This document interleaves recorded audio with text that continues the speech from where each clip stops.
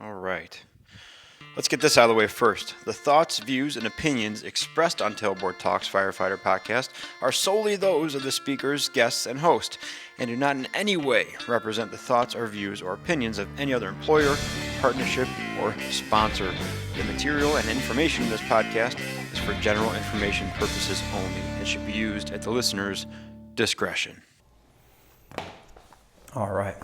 What's up, everybody? Welcome back to the Tailboard Talks Firefighter podcast. My name's Chris, your host from 4th Shift Firefighter. Quick one today because, man, still on vacation mode for another day.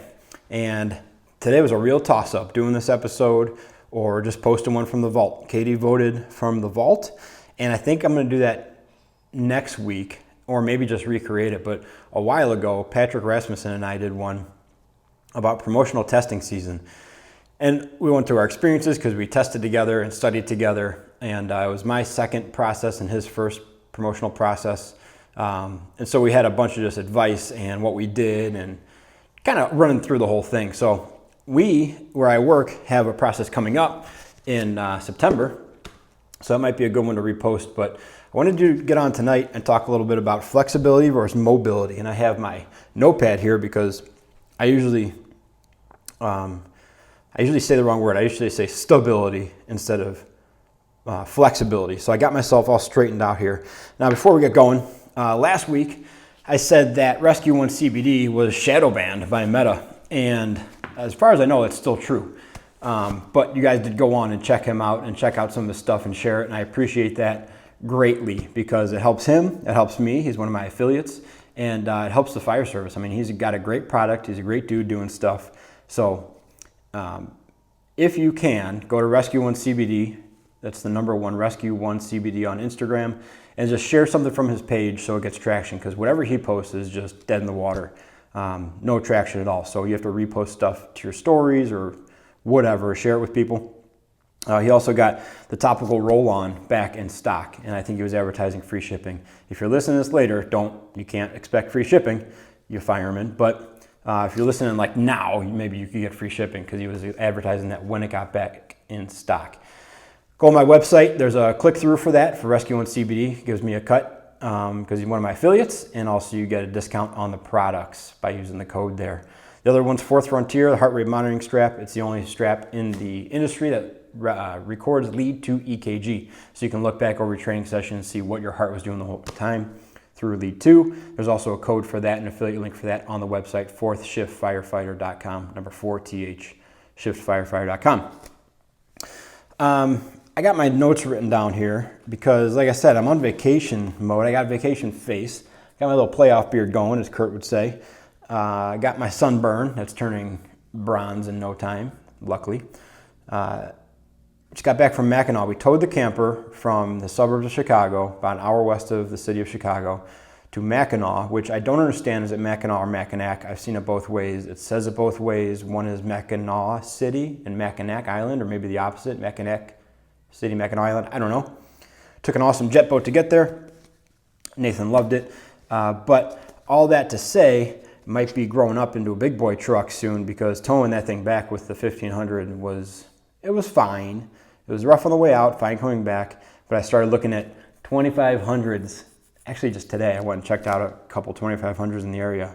So, long story short, I'm going to need you to donate some coffee money and buy some CBD, because Daddy needs a new truck.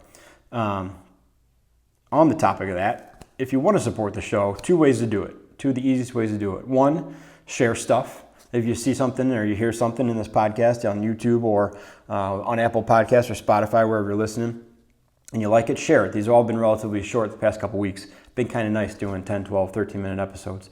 Share it. I put a ton of stuff on YouTube and on Instagram, little clips, like 15 to 1 minute long clips. Share those. Rate and review the podcast. That all helps so big. If you don't want to do that, or that's too many steps or whatever, I have another option for you. You can donate in increments of $3 to the Buy Me a Coffee page, and that's also on the website. It's in the show notes.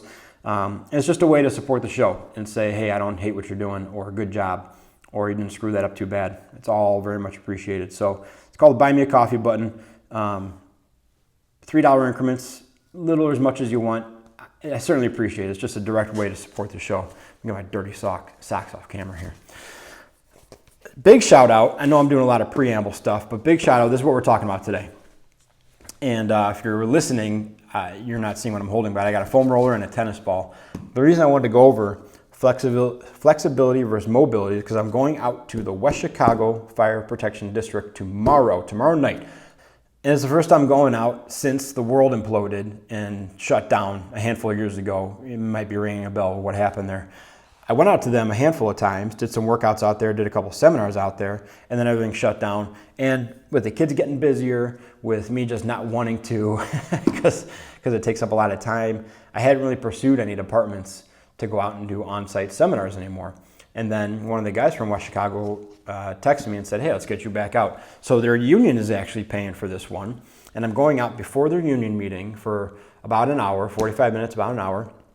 Before their union meeting, I'm going to go through this stuff: flexibility, mobility, stretching, foam rolling, injury reduction, principles of that. And then they get to just go right into their union meeting and I'm out of there. So great way to facilitate that. If your department's not on board for it, foreign fire tax and the unions have always been really good ways to get stuff done in your department. So thank you to Local 3970 for getting me in. Can't wait for tomorrow. And this is the stuff you're going to see. I have foam rollers, 10 foam rollers and 18 tennis balls, and we're going to make you feel all sorts of ways.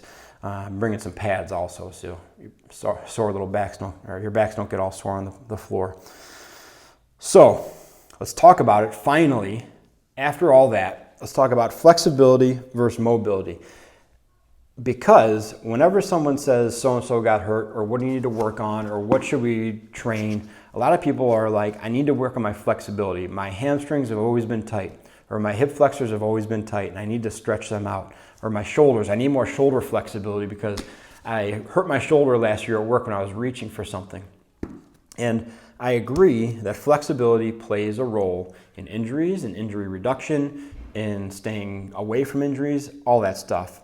But there's also the other half of that, which is mobility. And that's a little underserved in terms of recognition and us doing it. But I think in terms of what's more important and what's going to keep you out of being injured, mobility is probably something you should spend more time on versus just flexibility. And that's because flexibility is, let's say, if I lay on my back, and I grab onto my shin, can I pull my knee to my chest? And that's a flexibility of like my butt and my hamstrings and my hips. But if I'm standing up, how high can I raise my knee up in the air without grabbing onto it? Flexibility is like a passive thing, and mobility is you using your muscles to get you in a position kind of thing. So I wrote down a few different things here. Flexibility is usually stretching and static, and mobility is usually moving. Flexibility is passive, mobility is active. Flexibility example is, can you stand up, can you bend over and touch your toes? And then mobility is, can you pick something up off the ground? We also have flexibility is getting put into a position, and mobility is getting yourself in and out of positions under your own power. So those are two big differences. And we think about a majority of firefighting tasks and EMS lifts and EMS tasks and stuff like that. We don't want to be put in positions and stretched necessarily. What we want to do is put yourself in a position and then get yourself out of it, whether that's bending over to pick someone up or crawling to a location, bending over to pick up a ladder, reaching up to pull ceiling. Those are all positions that you're going to move yourself in and out of instead of having someone just pull your leg up to your ear or bend your arms back behind you while they put a foot in your back or something like that and stretching you out. So mobility, much closer to what we're actually doing. Flexibility, though, helps us be more mobile, hopefully. So why does this all matter? Like, who cares, dude? You're just saying a bunch of words. Just keep me not hurt. That'd be super duper, right? And I agree. It's important for this little fact here. Certain parts of your body need mobility to remain healthy. The other parts need stability, which is where I usually mess these terms up because I interject stability with flexibility, but we're talking about flexibility and mobility. Let's talk about what joints need mobility and why I think this is more important. Namely, your ankles, your hips, and your upper back between your shoulder blades, right? Also your shoulder blade, and then parts of your neck. The stable joints, or the joints that need stability to be healthy, are the hinge joints typically. So like your knee, right? Your lower back, we can think of it that way. Your elbow, your fingers, they need stability. Whereas in the ball and socket or floating joints, your wrist, your shoulder, like I said, your hip, your ankle need mobility.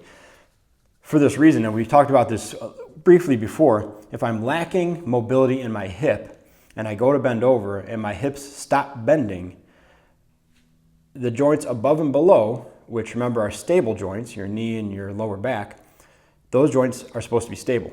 If your mobile joint, your hip, which is in the middle of those two, stops moving at a certain degree, your knee and your lower back become mobile joints to accomplish the task, so to reach down to the ground. And then they're doing the job they're not supposed to do. They eventually get worn out. You have knee and back pain. All that to be said, that your ability to keep the mobile joints mobile and keep the stable joints stable and have enough flexibility in your muscle bodies to get down to the ground and get back up, that's what keeps you out of injury and that's what keeps you healthy and stuff like that.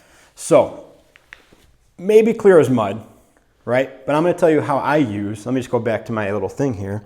Let me tell you real quickly, because you're not getting tested in this. This isn't your job. This is my job, right? So let me just tell you how I use each thing. Flexibility being first. Flexibility to me is long, slow stretching or long duration stretching, or feet out in front, reach for your toes, hold it for 30 seconds stretching. That's how I think of training flexibility. It's also the chest stretch. Put your forearm on an upright or a vertical surface, keep your elbow lower than your shoulder, and then step through, and you're going to stretch out your chest in the front of your shoulder, and you're going to kind of drag it out for 30 seconds at a crack, right? That's how I typically think of, of flexibility. Mobility is running through full range of motion and right to the end of your range of motion, but using your own muscles to power yourself in and out of those range of motions. And I train that during movements, during exercise. Squatting to an appropriate depth while still maintaining spinal integrity of your lower back is a fantastic mobility exercise because you're making the mobile joints be mobile and you're stopping before the stable joints have to take over. So you're stopping before that little butt wink thing, right? You're stopping before your knees cave in or your feet pitch in or some other weird workaround happens because your hips and your ankles aren't doing enough. Remember, the knees and the lower back are victim joints. That's a good way to think of it too. They're victim joints. They're victims of decreased mobility in the ankle and the hips. So when I do long, slow stretching, I use it for after workout because there's these little receptors in your muscle body. And we're not going to get too nerdy here. This is still going to be pertinent to what we're talking about. But they react. And so they have a mind of their own. So when there's some in your muscles and there's some in your connective tissue, your ligaments and your tendons.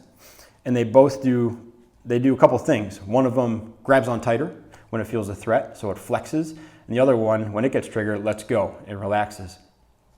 Long, slow stretching is a great way to down-regulate your nervous system because you're telling your muscles, let's activate the let go receptors in there. They can chill out now. I'm not chasing the lion anymore. The bear doesn't want to eat me anymore. So I'm going to tell these other receptors that it's time to let go and chill out and relax my muscles a little bit. So it's a great way to down-regulate your nervous system, get you out of fight or flight, and chill out a little bit, along with some breathing and some other work. But that means that after you're done with your workout, it's a great way to start the recovery process. So that's when I use long, slow stretching.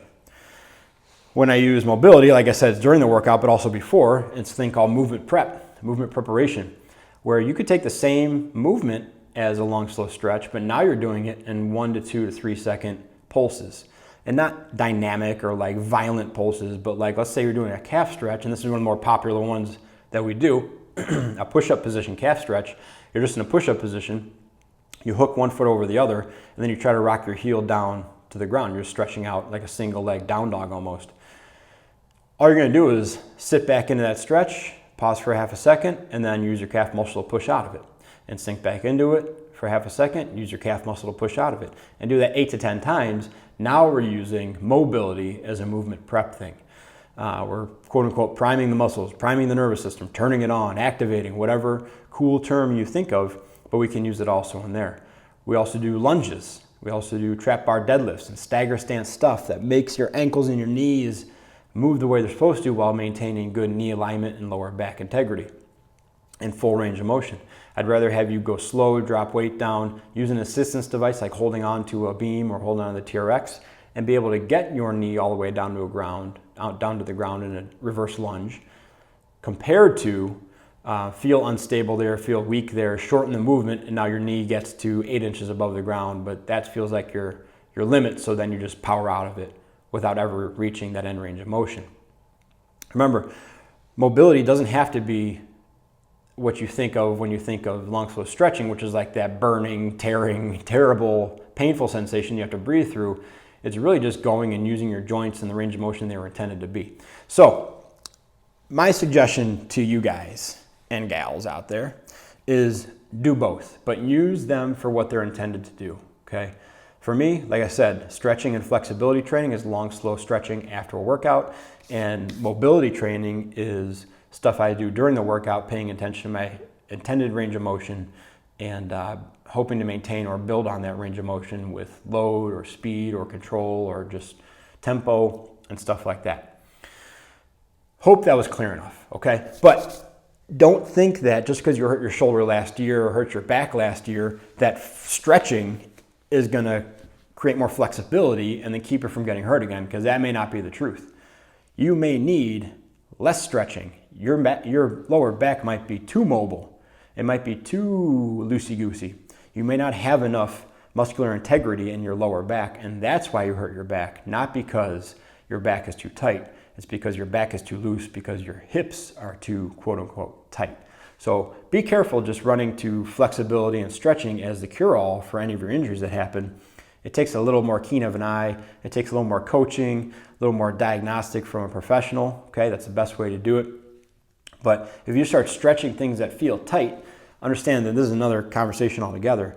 They may feel tight because they're weak and they're trying their hardest, but they're just so tired.